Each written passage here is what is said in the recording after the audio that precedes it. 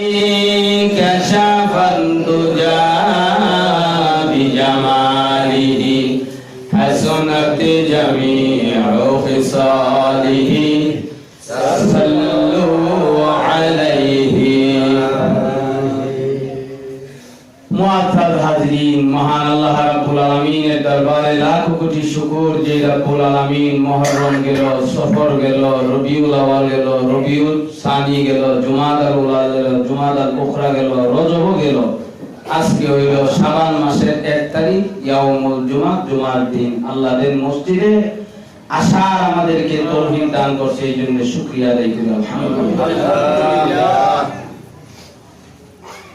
4 জুমা যাবত চলতেছিল মেরাজের আলোচনা, ফজিলত শুনছেন, আসমান জমিনের কথা শুনছেন।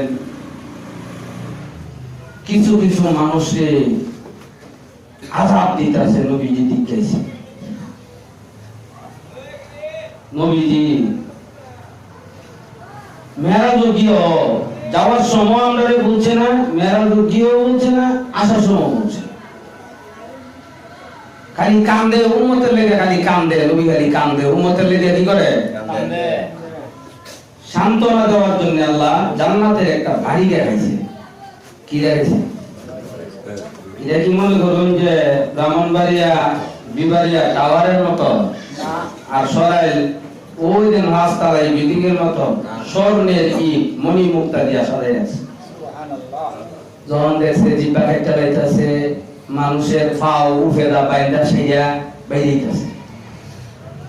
এই মানুষের ভাও দিন উফে টিকে নিয়ে আসে বাইরেইতাছে। এই অবস্থাটা দিকে নবীজি কাঁদছে। কিন্তু এই জায়গা দিয়া পড়তে পড়তে মেরাজের আলোচনা আমি মোতালা করতে করতে পড়তে পড়তে একটা কথাই হয়েছে। আপনারা মুরব্বীরা যারা চিনেন, অনেকেই চিনেন, জামি ইউনুসিয়া ব্রাহ্মণবাড়িয়ার যে আগের মুফতামিম ছিলেন আল্লামা মুফতি নুরুল্লাহ সাহেব রহমাতুল্লাহি আলাইহি, যিনি ৩৬ বার হজ করছে, কবার দিন উমরা করছে হিসাব নাই। এরপরেও ওনার নামের আগে একদিন দেখলাম না হাজি লাগাইছে।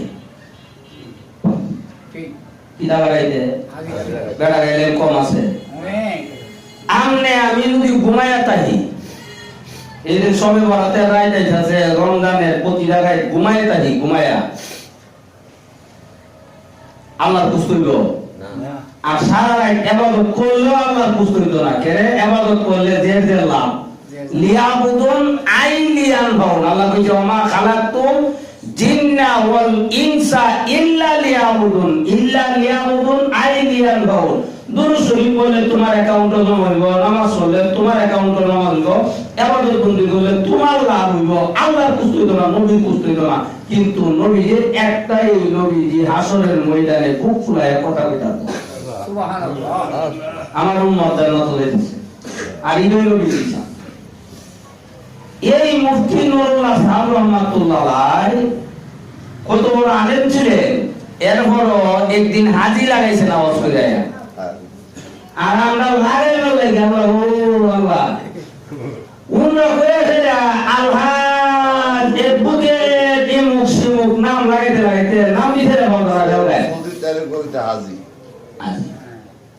আমারে হাজি তো কইবো আল্লাহ, আমারে হাজি কইবো নবী। তুমি যদি এমন হাজি সাহেব হইতা হও, আমি তো প্রায় শুনো কই যে এর হজ কবুল হইছে এমন মক্কা মদিনা তার ভিতরে ইয়া বিশেষ। ঠিক ঠিক আমারটা আমি কইতাছি, কোরআন হাদিস বাদ দিন, আমারটা আমি কইতাছি তাকওয়ার ব্যাপারটা। এই মুফতি নুরুল্লাহ সাহেব রহমাতুল্লাহ আলাইহি বইয়া বইয়া সেয়া একটা আয়াত লিখবো। কিটা লিখবো? আয়াত। কি রাতে সবে বরাতের রাত, কি রাতে রমজান মাসে সবে কদরের রাত বইয়া বইয়া একটা কোরআনের আয়াত লিখবো, হাদিস লিখবো যে ব্রাহ্মণবাড়িয়া বড় জামি মসজিদে শুক্রবারে যে নামাজ পড়ামু, আমি মুসল্লিদেরকে কি শোনাইবো। সারা রাত বইয়া বইয়া ইস্তেহাব করবো, এটা লয়ে সেটা গবেষণা করবো। আমি আপনাদের এশারের ভোর থেকে ফজরের আগ পর্যন্ত 22 রাকাত নামাজ পড়লাম, আর উনি দেন খালি আমিন কতটুকু করছে, এর থেকে আরো বেশি সওয়াব গুনাহ। সুবহানাল্লাহ। এটা হলো নফল বন্দেগী। এই জন্য বলা হয়েছে আলেমের গুণ আর আমরা রইল ইবাদত। তে মুফতি নুরুল্লাহ সাহেব রহমাতুল্লাহ আলাইহি ৩৬ বার হজ করছে, কয়বার? একদিন লাগাইল না হাজি সাহেব।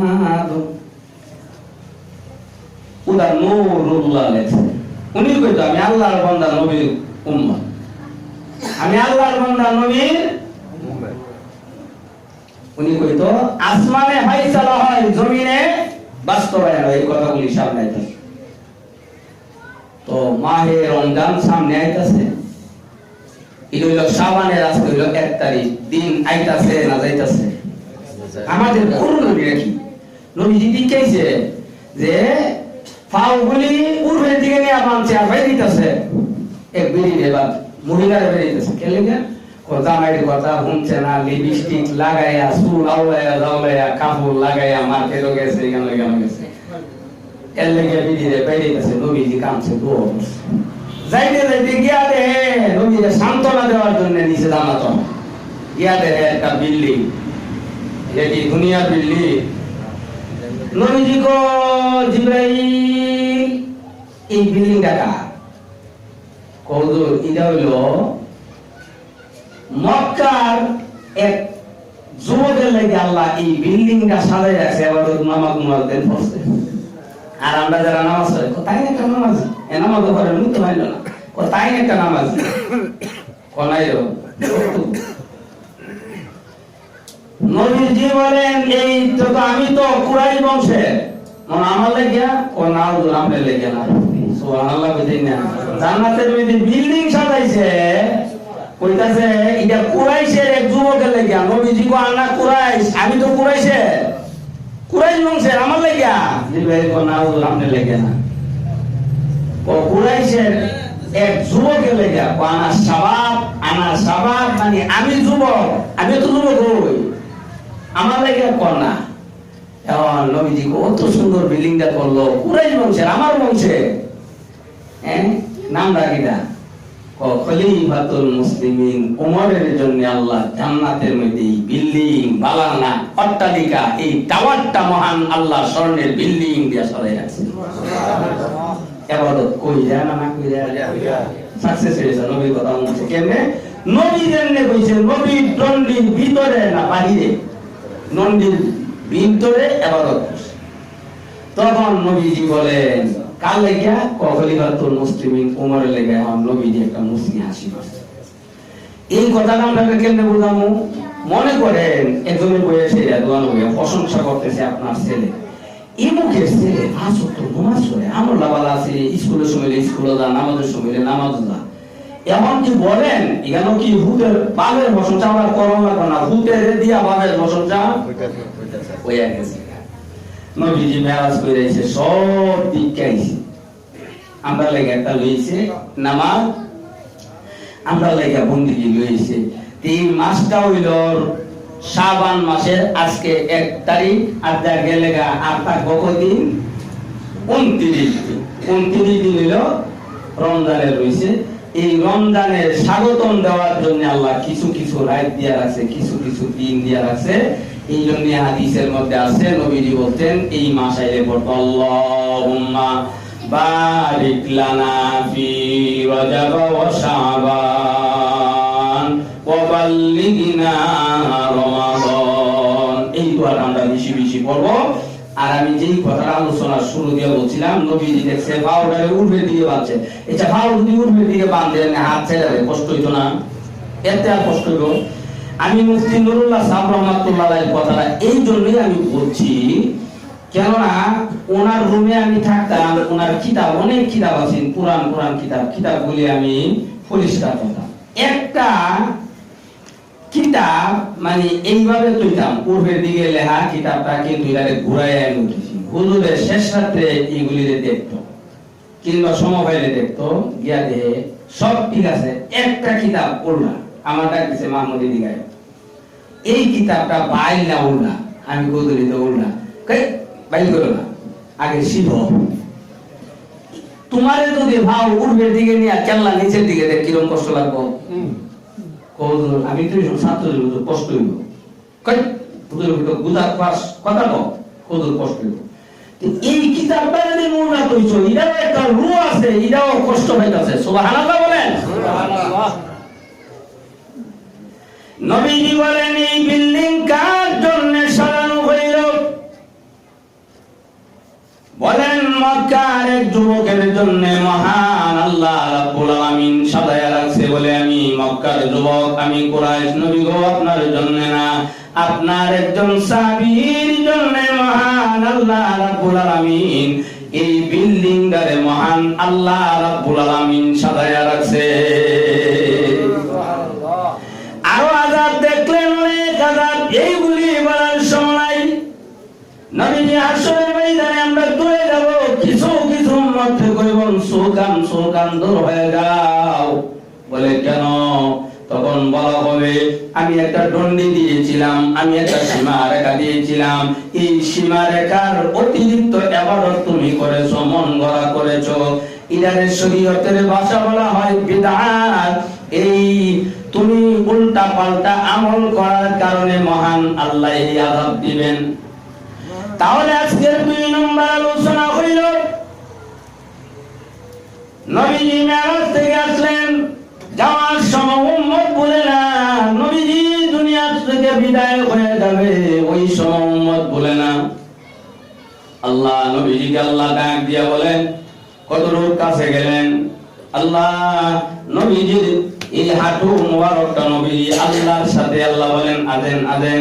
যখন নবীজি যখন ওই আল্লাহর আরশের মধ্যে গেলেন জুতা মুবারকটা খোলার জন্য, খুলতেছিলেন, তখন আল্লাহ ডাক দিয়া বলেন, নবী গো দয়া করে আপনার জুতা মুবারক খুলবেন না। সুবহানাল্লাহ বলেন।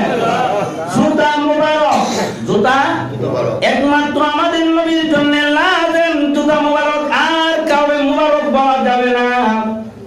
জুতা মুবারক আপনি খুইলেন না, আপনার জুতা মুবারকের ধুলা বালু নেওয়ার জন্য আমার আরো অনেক দিন যাবত পাগল পারা ছিল। যেমন নবী, ওই নবী আমাদেরকে মেরাজ গিয়েও বলছে না, আল্লাহ ডাক দিয়া বলেন, নবী গো আরেকটু কথা বলি না, আমি চলে যাব। কেন চলে যাবেন? আমার উম্মত পালাইছি, ওই পালাইছি, উম্মত পালাইছি। আর উম্মত সোনার বন্ধুর গান গা, কিন্তু নামাজ পড়ে না, রোজা রাখে না, ইবাদত বন্দেগীর দিকে মাইল না। কিন্তু নবী ওই মেরাজ গিয়াও উম্মতকে ভুলছে না। এই জন্য তাফসীর কিতাবের মধ্যে দেখেন উম্মতের কাসরত কি পরিমাণ। 2টা আয়াত আছে ইবনে কাসিরের মধ্যে বলা হয়েছে, কেউ বলছেন নবীজি ঘুমানোর পরে দেখছে, কেউ বলেন মেরাজ যাওয়ার জন্য যাওয়ার সময় দেখছেন। কিন্তু রাওয়ায়াত ঠিক আছে, ইখতিলাফ আছে। ঘুমের মধ্যে কিংবা মেরাজের মধ্যে হঠাৎ করে কোনসে তাকায়া দেখে, নবীজি তাকায়া দেখে হাজার হাজার নয় লক্ষ লক্ষ নবীরা আসতেছে আমরা নবীর সাথে সাক্ষাৎ করার জন্য। সুবহানাল্লাহ। ইদারে বলা হয় উম্মতে কাসরত। এর ব্যাখ্যার মধ্যে লেখা হয়েছে নবীজির ছেলেরা সে দুনিয়াতে বালেগ হওয়ার আগেই দুনিয়া থেকে নিয়ে যা। কেন নিয়ে যা? এর অনেক কারণ, এই আলোচনার অবকাশ নাই, অনেক লম্বা আলোচনা।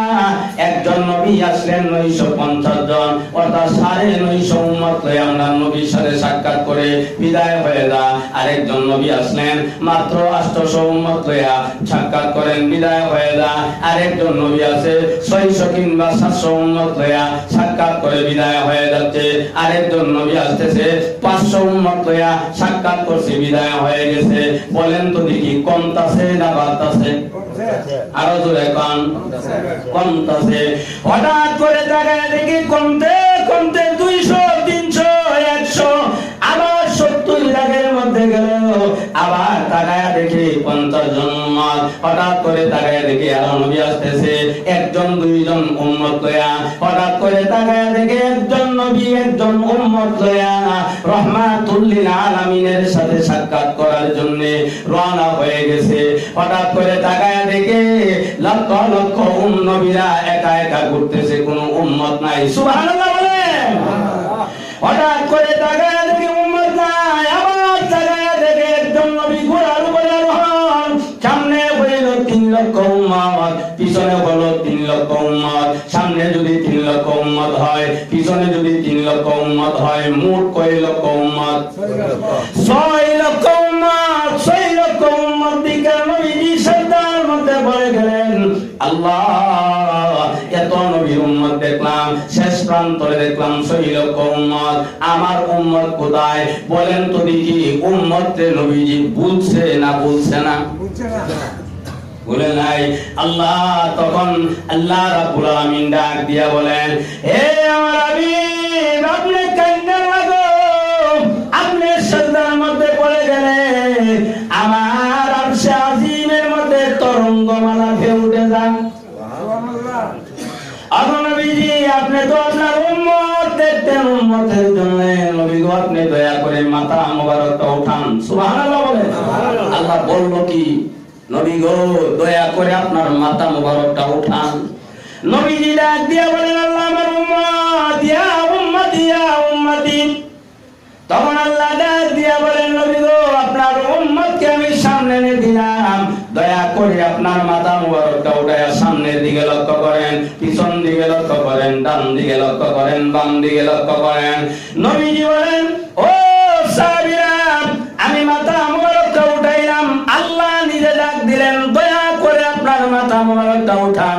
উঠাই আমি সামনের দিকে লক্ষ্য করে দেখি মানুষ আর মানুষ দেখা যায়। মানুষের বীরের কারণে, মানুষের মাথার কারণে সামনের আসমান দেখি না, পিছনের আসমান দেখি না, ডান দিকের আসমান দেখি না, বাম দিকের আসমান দেখি না। এবং আল্লাহ ডাক দিয়া বলেন, নবী ও অন্য নবীর উম্মত থেকে এখন বেশি দেখলেন নাকি কম দেখলেন? বলেন আল্লাহ অনেক বেশি। যত নবীর যত উম্মত দেখলেন সবগুলি হইল আপনার উম্মত, এইগুলি হলো আপনার রূহানি সন্তান। তাহলে আজকে শেষ মেরাজের আলোচনা এখানে শেষ করে দেই। আর অনেক আলোচনা আছে। আল্লাহ নবীজি মেরাজও গিয়াও আমরারে বলছে না বলছে না? এই জন্য আসুন শাবান মাসের 1 তারিখ আমাদের করণীয় কি? শাবান শব্দটা একটা ফার্সি শব্দ, 5টা অক্ষরে এই শব্দ। শাবান 1 নম্বর হইল শিন, 2 নম্বর হইল আইন, আর 3 নম্বর হইল বা, 4 নম্বর হইল আলিফ, 5 নম্বর হইল নুন। এই 5টা অক্ষরে একটা শব্দ, আর একটা শব্দে তামাম পৃথিবী কম্পন বানাইয়া দিচ্ছেন। সুবহানাল্লাহ। শাবান মাস। গাউসুল আজম বড় পীর আব্দুল কাদের জিলানী রাহমাতুল্লাহি আলাইহি একটা কিতাব আছে, আমার দ্বারে উর্দু আছে, এটা ইসলামী ফাউন্ডেশন থেকে বাংলা করছে। এটা কইলেন ভাইবেন, সব ফিল্মে দেখাইবেন না। বুনিয়াতুত তালিবিনের মধ্যে কেমন লেখক, যে লেখকটা মার পেট তাই কইরা 18 পারা কোরআন শরীফ মুখস্থ কইরা দুনিয়ার জমিনে আগমন করছে। সুবহানাল্লাহ। যারে বড় পীর আব্দুল কাদের জিলানী বলা হয়। শুনেন, বড় পীর আব্দুল কাদের জিলানী রাহমাতুল্লাহ আলাইহি কেমন, যেই মার পেট তাইকা 18 পারা কোরআন শরীফ মুখস্থ কইরা বাইরিল, মাডা মনো সরাইল বাজার গিয়া এল হই গিয়া মার্কেট কইরা লাইতো না। যেই ওই বড় পীর আব্দুল কাদের জিলানী রাহমাতুল্লাহ আলাইহি মা মনো তার বাবা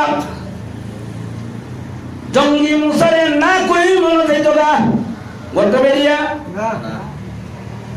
মা কোরআন তেলাওয়াত করতেন, ওই কোরআন শরীফ 18 পারা কোরআন শরীফ মুখস্থ করেছেন। বুনিয়াতুত তালিবিনের মধ্যে ব্যাখ্যা দিয়েছেন।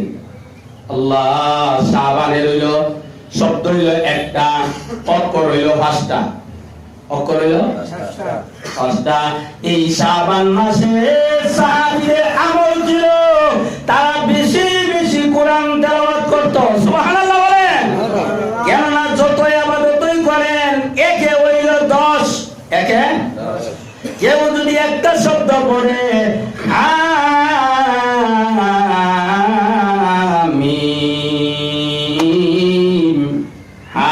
মিম 2টা হইলে 60টা সওয়াব সাথে সাথে হয়ে গেছে। সুবহানাল্লাহ। আপনি সারা রাত নফল বন্দি করবেন, 3টা আয়াত পড়ব, মুরব্বি সাহেব নফল বন্দিগি আপনার থেকে বেশি না কম? বেশি।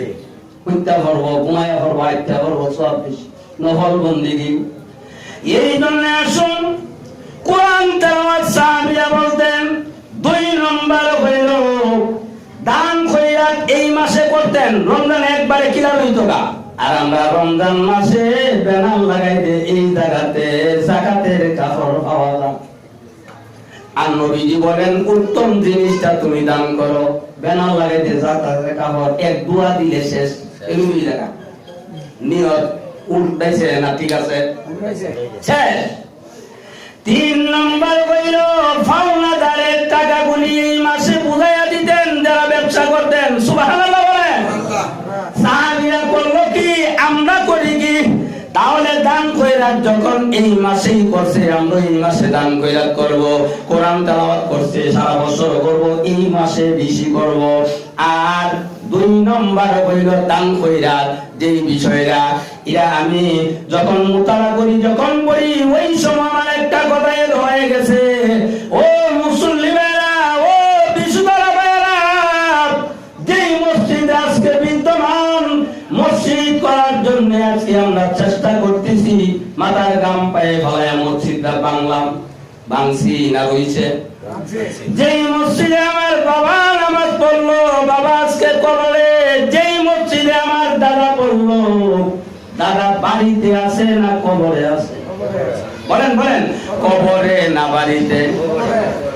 বাবা নাই, মসজিদে নামাজ পড়লো, দাদু নাই, দাদার বাবা নাই, অনেক সিঁড়ি নাই, নাই, কবরে আছে। তাহলে আমরা সকলে মিলে এই মাসের মধ্যে যখন আমরা অত্যন্ত ফজিলতের দাম দেখা যায়, তাহলে সম্মিলিত ভাবে এই মসজিদের দাওয়াত করেছি, আমরা সকলে একটু হিম্মত কইরা সবাই আগাইয়া যেন এই মাসের মধ্যে কাজটা করতে পারি। আল্লাহ কবুল করুক, সবাই বলেন আমিন। আরো জোরে বলেন আমিন। সওয়াব যখন বেশি, আমরা যারা ওয়াদা করছি আমরা প্রস্তুতি নেই, আর আমরা যারা মুরব্বী আছি অতি তাড়াতাড়ি আর দেরি না করে মসজিদের কামটা আগ যাইবার দরকার আছে না নাই? উত্তরা অহন কোন দিকের মেকালামে উত্তরা না তো না? হ্যাঁ, দনাই লালাম লেগো মুসল্লি ভাই, আমরা কষ্ট করন লাগবো, লাগবো কি লাগবো না? মসজিদের ঘোরা হইল আসতের মুসল্লি। এই জন্য আসুন এই শাবান মাসটা ইবাদতের মধ্যে কাটায়া দিব। আর আমরা অনেকেই দোয়া করি, কিন্তু আজকে আমি হাদিস থেকে ইবনে মাজাহ শরীফ থেকে একটা দোয়া আছে শাবান মাসের মধ্যেই দোয়া করা, কিন্তু আমরা মন করা যারা ভারীরা না এইভাবে না পড়েন, দোয়া সারাই দোয়া করেন, কিন্তু কনফার্ম এই দোয়াটা ইম্পর্টেন্ট দোয়াটা নবীজি দোয়া পড়তেন, আল্লাহুম্মা ইন্নাকা হুওয়ান তুহিব্বু আফওয়া ফাফু আন্নি। এই দোয়াটা নবীজি পড়তেন, সাহাবীরাও পড়তেন, আমরাও পড়ব, সবাই বলেন ইনশাআল্লাহ। আরেকটা আমল হইল নবীজির চাচা ইবনে আব্বাস রাদিয়াল্লাহু তাআলা কে ডাক দিয়া বলেন, ও চাচা একটা আমল কইলেন, বলে কি আমল? আপনি পারলে প্রতিদিন এই নামাজটা পড়েন, যদি না পারেন সপ্তাহ পড়েন, যদি সপ্তাহ না পারেন মাসে পড়েন, মাসে যদি না পারেন গো চাচা বছরে একবার পড়েন। অগো চাচা বছরে যদিও না পারেন গো চাচা, মৃত্যুর আগে হইল একদিন পড়েন। সগীরা কবিরা শিরক বেদাত যা আছে তোমার সাথে সাথে মহান আল্লাহ আপনার জীবনের গুনাহ মহান আল্লাহ মাফ করে দিব। তাহলে এই নামাজটার নাম কি? মাসটার নাম হইল সালাতুত তাসবিহ নামাজ। সালাতুত তাসবিহ নামাজ, এই নামাজটা আমরা শিক্ষা নিব। আর শাবান মাসের মধ্যে হইল নফল বন্দেগী, হইল জেজের ইবাদত। তাই শরিয়াত নামাজ পড়ছে, হুজুর কইও কই হুজুর গেল, এখন হুজুরও ক আমি 1 ঘন্টা বয়ান করে দেখি রাস্তার করে একটু রেস্ট নিলাম, দরজা লাগায়া বাইরে দেখি বাবারই নামাজ পড়তে পড়তে কুইটা লাগছে, 12টার পরে নাই, ফজরের নামাজের মধ্যে ছবি দিছে তাই নাই। আর 5 ওয়াক্ত যারা নামাজ পড়ছে তারা ঠিকই ফজর নামাজও আছে, সারা রাত বন্দেগী কইরা ফজরের নামাজের মধ্যে নাই। সারা রাতে ইবাদত আছে না গেছে গা? বলেন আছে না গেছে গা? সব গেছে গা, দয়া লাইছে করে কুইটা লাইছে। এরপর ইমাম সাহেব জোহর নাই, আসর নাই, মাগরিব নাই, এশা নাই, ওই শুক্রবারে দুই রাইছে না ভাই, আমরা মিলে চলবো, আমরা ইবাদত করব, যার ইবাদত নফল বন্দেগীর মধ্যে কোনো কথা নাই, যে যত ইবাদত কেনা করছে না করছে এইগুলি দরকার নাই, যে যতটুকু করবো ততটুকু পাইবো, এইগুলি করার আল্লাহ আমাদের তৌফিক দান করুক, সবাই বলেন আমিন। আমাদের প্রবীণ একজন আলেম দ্বীনের ছাত্র